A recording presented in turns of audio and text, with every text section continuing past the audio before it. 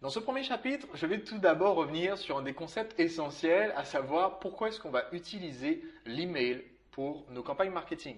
Je vais vous montrer quelques-uns des avantages de l'email qui sont souvent négligés et pourtant on va s'appuyer, nous, sur ces avantages-là dans nos campagnes. Vous allez voir qu'au fur et à mesure, quand on va créer les campagnes mail que je vais vous donner et quand on va pouvoir les appliquer, à chaque fois on va rebondir sur un de ces avantages de l'email. Et donc, premier point essentiel. On va toujours différencier dans cette formation la communication qu'on fait auprès de nos prospects et la communication qu'on fait auprès de nos clients. Les prospects, ce sont les personnes qui sont intéressées par votre produit ou service ou du moins par le problème que vous réglez ou le but que vous permettez d'atteindre. Ce sont des gens qui vous ont donné leur contact pour pouvoir les contacter par mail. Les clients, ce sont ceux qui ont acheté le produit. Donc, dans vente par email, la grande majorité des campagnes sont orientées sur les prospects pour leur vendre votre produit phare.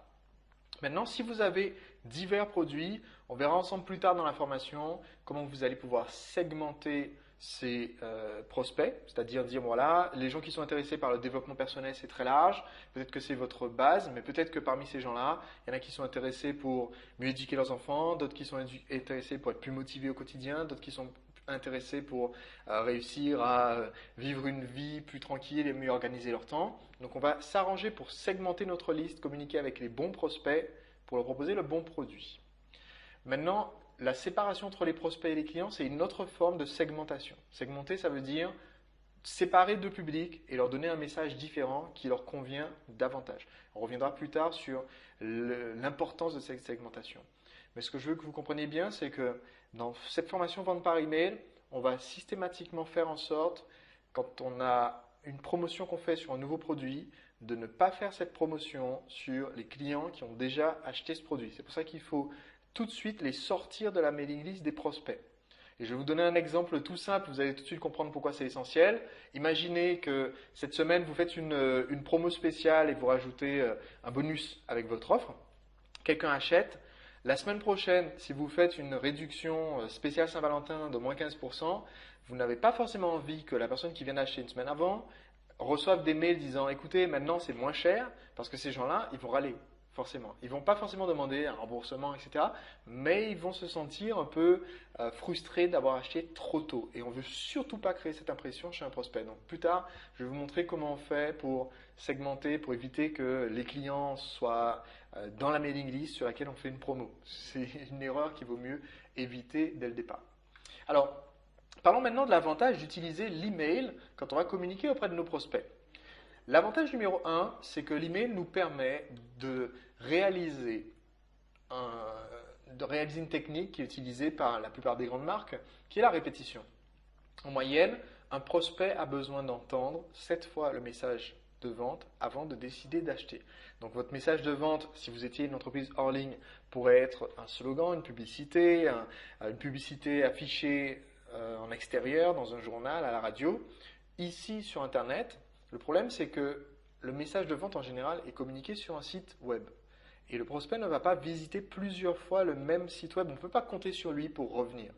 Le seul moyen d'être certain que le prospect revienne, c'est de notre côté d'être proactif et de le tirer par l'oreille et de lui dire écoute, ça fait un moment que tu n'as pas regardé ce que j'ai à proposer, eh bien, j'ai toujours les meilleurs produits, peut-être que ça pourrait t'intéresser cette fois-ci. Donc, notre objectif avec nos campagnes email, c'est de créer cette répétition. Quand je dis répétition, c'est répéter le cœur du message. Et vous verrez plus tard dans la formation que le cœur du message est toujours lié à votre produit. Quand on va créer une offre irrésistible, on va toujours chercher à créer cette impression qu'il y a un message clé à connaître sur le produit.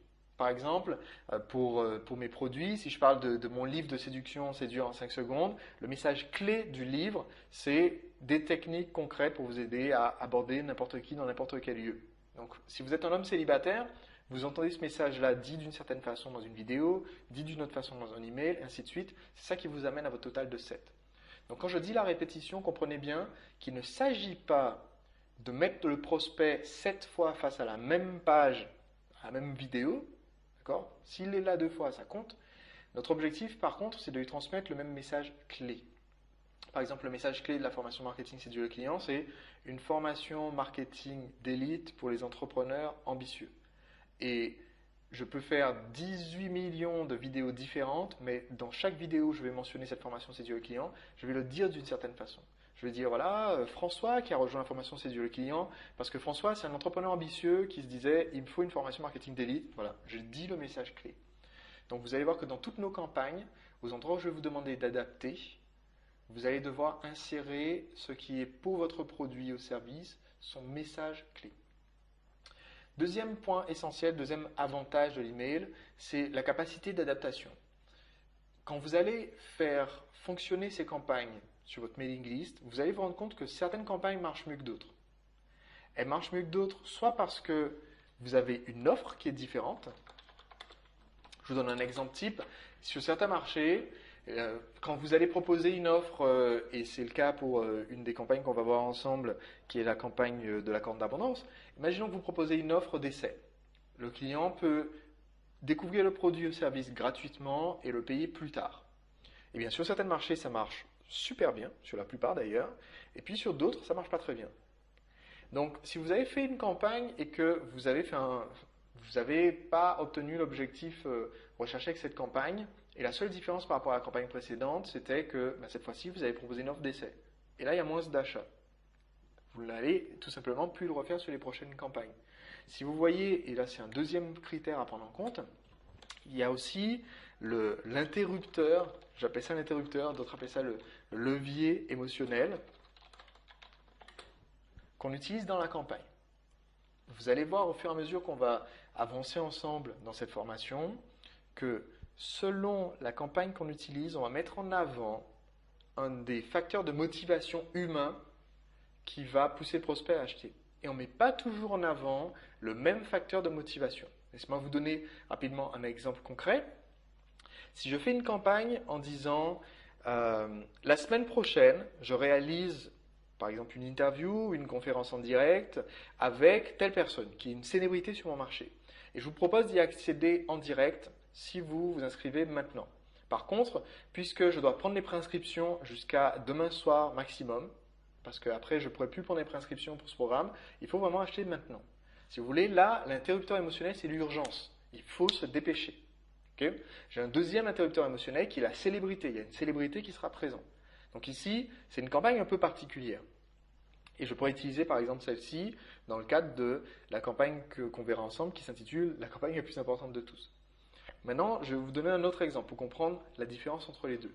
Supposons que quelques semaines plus tard, j'ai une campagne où je dis à mes prospects, écoutez, j'ai tellement apprécié tout ce que vous avez fait pour moi que j'ai décidé de vous offrir telle chose gratuitement. Je vous l'offre gratuitement et sans obligation, etc. Vous faites ça et après avoir fait ça, vous avez des retours des gens et vous dites, ok, suite au retour des gens qui m'ont aussi demandé comment faire pour atteindre tel autre objectif, j'ai décidé de vous permettre d'accéder à un nouveau produit. Et bien là, maintenant, vous utilisez un interrupteur émotionnel qui est différent. Cet interrupteur émotionnel, c'est la gratitude. Vous avez donné quelque chose et maintenant vous proposez un autre cadeau. Okay. Donc, vous allez constater que certains interrupteurs émotionnels fonctionnent mieux avec votre personnalité, fonctionnent mieux avec la personnalité de vos prospects que d'autres. Par exemple, sur ma mailing list de séduction où je communique avec des hommes célibataires, bon, il y a certains interrupteurs émotionnels qui marchent mieux parce que ça marche à la testostérone, on va dire, comme interaction, comme mailing list. Donc, je ne vais pas faire jouer, ou du moins je vais moins faire jouer des interrupteurs émotionnels comme la réciprocité, être un peu gnangnan en disant voilà, écoutez, vous êtes géniaux, vous êtes vraiment des chic types et donc j'ai décidé de faire un cadeau. C'est intéressant de faire ça, mais ça marchera moins bien qu'un autre type de campagne où je vais dire voilà, écoutez, il y a ça qui est exceptionnel, et je vais faire jouer l'urgence ou je vais faire jouer un bonus. Okay. Vous comprenez bien donc que petit à petit, au fur et à mesure que vous allez exécuter les campagnes, vous allez vous rendre compte, et je vais vous donner la possibilité de personnaliser, vous allez vous rendre compte que certains interrupteurs émotionnels, certaines émotions font plus vibrer vos prospects que d'autres. Et donc, vous allez pouvoir vous adapter. C'est ça l'intérêt d'avoir une communication par email, c'est qu'on peut toujours rapidement adapter une campagne. Vous pouvez démarrer une campagne aujourd'hui et dire je vais utiliser beaucoup la réciprocité, utiliser la reconnaissance, la gratitude. Si vous voyez que ça ne marche pas terrible, vous pouvez rapidement dans le mail suivant faire jouer d'autres interrupteurs en utilisant des bouts des autres campagnes qu'on aura vues ensemble. troisième point essentiel. Et ce point-là est vraiment un des points critiques, hyper importants de votre marketing. Je vais peut-être même sortir à un moment donné une feuille Excel pour vous le montrer, pour bien vous l'expliquer. Ce point, c'est la VPP. Ce que j'appelle la VPP, c'est la valeur par prospect. Et il s'agit d'un concept marketing qui est simple, mais que très peu de gens comprennent et utilisent, que vos concurrents n'utilisent certainement pas. Et une fois que vous l'aurez compris et que vous saurez l'exploiter en votre faveur, ça peut faire une différence fondamentale et vous propulser très très rapidement en tête de votre marché. Le concept est suivant. Imaginons que chaque personne qui visite, et là je vais vraiment faire très simple, vous allez tout de suite comprendre. Imaginons que vous avez un message magiquement efficace sur votre site internet et que chaque personne qui voit le site internet, chaque personne qui voit le site se sent obligée de rentrer son numéro de carte bleue pour vous payer 10 euros ou de vous payer 10 euros par PayPal ou même de vous envoyer un chèque ou un billet par la poste de 10 euros. Imaginons donc que chaque personne qui voit votre message se sent obligée de vous donner 10 euros. Maintenant, qu'est-ce que ça vous donne comme influence sur votre marché? C'est très simple. Si chaque personne qui voit votre message vous donne 10 euros et que ça marche à tous les coups, sans faute, eh bien vous savez que maintenant vous pouvez peut-être payer jusqu'à 5 euros, 6 euros, peut-être même jusqu'à 9 euros pour amener quelqu'un face à cette page. Vous pouvez, imaginons, et je me permets de caricaturer pour que vous compreniez bien l'importance de ce concept, vous pouvez maintenant faire une publicité dans un journal ou faire une publicité AdWords disant écoutez, je vous paye 9 euros juste pour regarder cette page. Donc, vous comprenez bien que, certes, sur votre marché, vous n'avez pas payé les prospects pour venir suivre votre message. Par contre, ce chiffre, il existe réellement. En fait, actuellement, peu importe votre méthode de vente, votre site internet, votre process de vente, actuellement, il y a une certaine valeur que vaut chaque visiteur qui visite votre site. Il y a une certaine valeur attachée à chaque personne qui rentre son mail sur votre site. Et pour déterminer cette valeur, c'est très simple. Il suffit de déterminer quel est le volume de chiffre d'affaires et ensuite le volume de bénéfices que vous réalisez grâce à votre mailing list et ensuite de le diviser par le nombre d'abonnés. Donc je vais vous donner rapidement une explication de comment on va calculer cette valeur, comment on va augmenter cette valeur et comment on va exploiter cette valeur. Alors, calcul.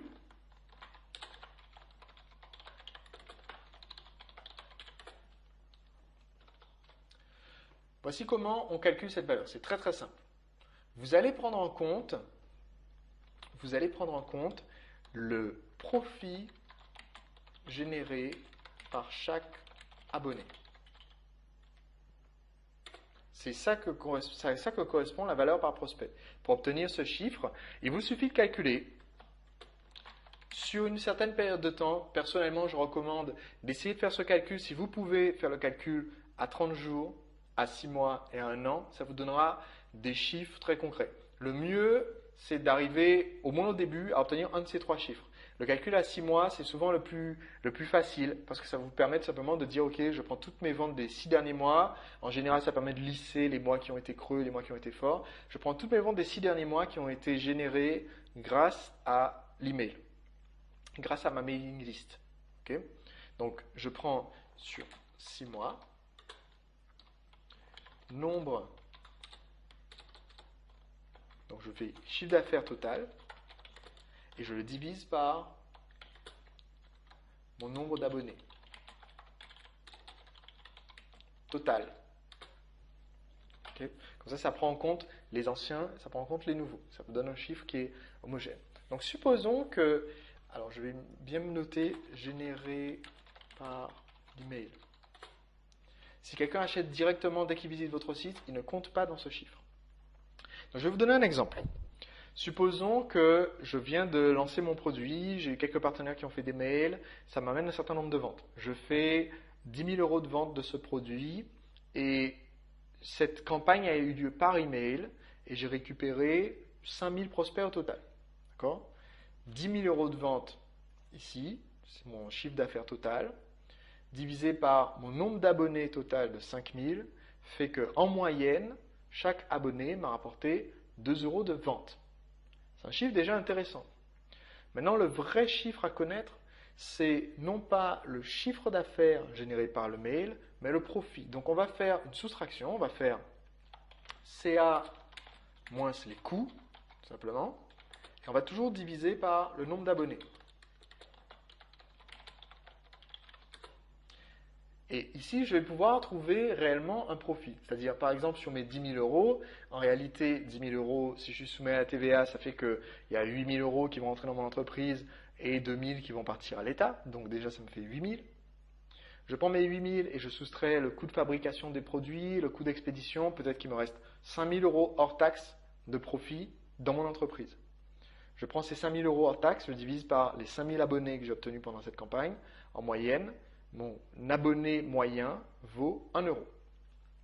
Maintenant que vous connaissez ce chiffre, l'abonné moyen m'a rapporté 1 € dans mon entreprise, vous allez pouvoir l'utiliser parce que vous savez que vous pouvez vous permettre de payer jusqu'à 1 € pour récupérer quelqu'un qui vous ramène du profit sur votre activité.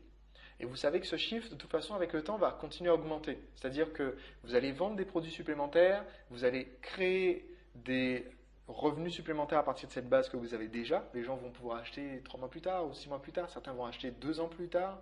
Et ces gens-là, donc, vont continuer à augmenter 1 €, 1,10 €, 1,20 € de valeur réelle. Donc, comment est-ce qu'on optimise cette valeur une fois qu'on la connaît?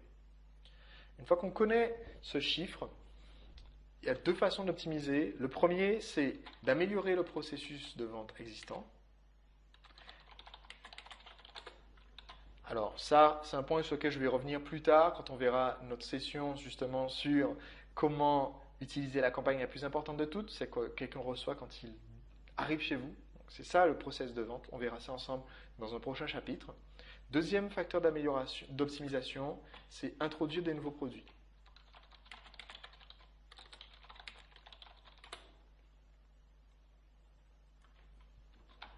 Je vais vous donner un exemple concret. Supposons que sur mon site, j'ai des gens qui viennent pour chercher. Je vais souvent prendre mon autre entreprise comme exemple pour que ça soit clair et limpide. Et en plus, comme ça, vous pouvez vraiment visualiser parce que les sites existent. Donc ça permet de voir. Okay. Supposons que sur Drag TV, quelqu'un qui rentre son mail vaut, admettons que ça soit un chiffre léger, genre 50 centimes. Quelqu'un qui rentre son mail sur Drag TV pour recevoir les vidéos, je fais la promo de mon livre Séduire en 5 secondes. Imaginons que sur un certain volume, je constate qu'en moyenne, ces abonnés-là, ils me rapportent 50 centimes de profit par personne qui a rentré son email. Eh bien, je sais que dans ma séquence de vente, si je vends autre chose, si je propose par exemple un DVD, certaines des personnes qui ont acheté le livre vont être intéressées pour acheter d'autres produits. Ça me fait des ventes en plus. Certaines des personnes qui n'ont pas acheté le livre parce qu'ils n'aiment pas lire, lire c'est ennuyeux et qui préfèrent regarder des vidéos, certaines de ces personnes-là vont aussi acheter le DVD. Autrement dit, petit à petit en introduisant des produits supplémentaires, je fais des ventes sur une base que j'ai déjà de mail, une base de mail que j'ai déjà, je fais des ventes supplémentaires, donc j'augmente le profit total de mon entreprise par rapport à ces 5000 emails par exemple, et donc petit à petit j'augmente ce chiffre. Et je peux le doubler quelquefois en introduisant un produit plus haut de gamme que le produit que j'ai proposé jusque-là. On reviendra là-dessus plus tard dans la formation. Enfin, maintenant que je connais ce chiffre, une fois que je l'ai calculé et que j'ai quelque chose d'à peu près stable, je vais premièrement enlever 30% de marge de sécurité à ce chiffre.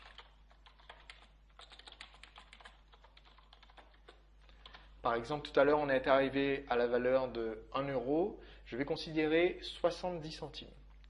Et je vais dire maintenant, je vais essayer d'acheter autant de prospects que possible à cette valeur.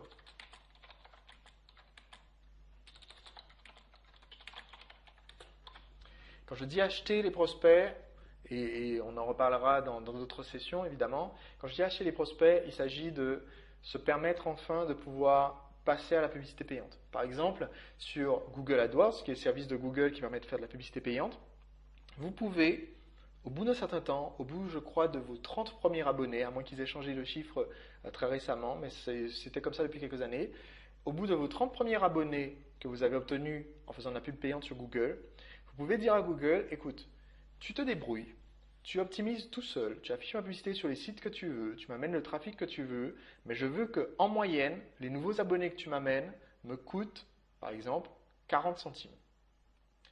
Et c'est une valeur très faible quand même, 40 centimes sur la plupart des marchés, c'est pas facile à atteindre.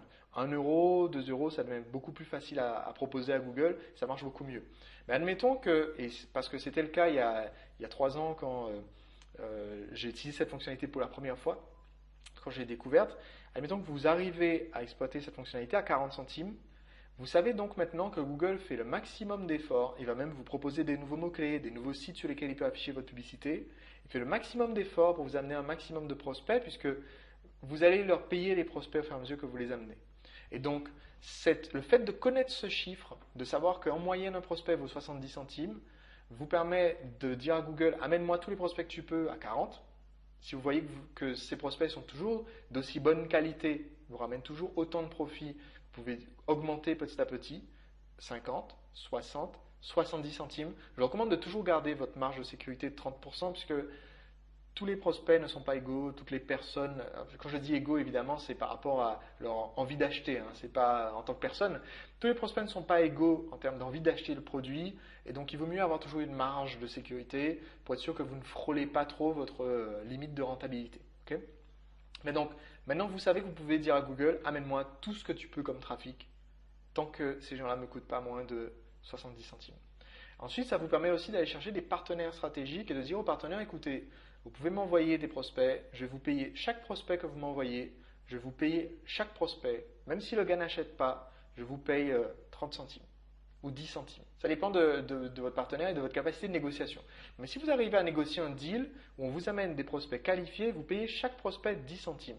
Vous vous rendez bien compte que vous faites 60 centimes de bénéfices par prospect, ça veut dire que sur 1000 prospects, vous faites 600 euros de bénéfices, et ce sont des gens qui sont dans votre base mail ad vitam aeternam.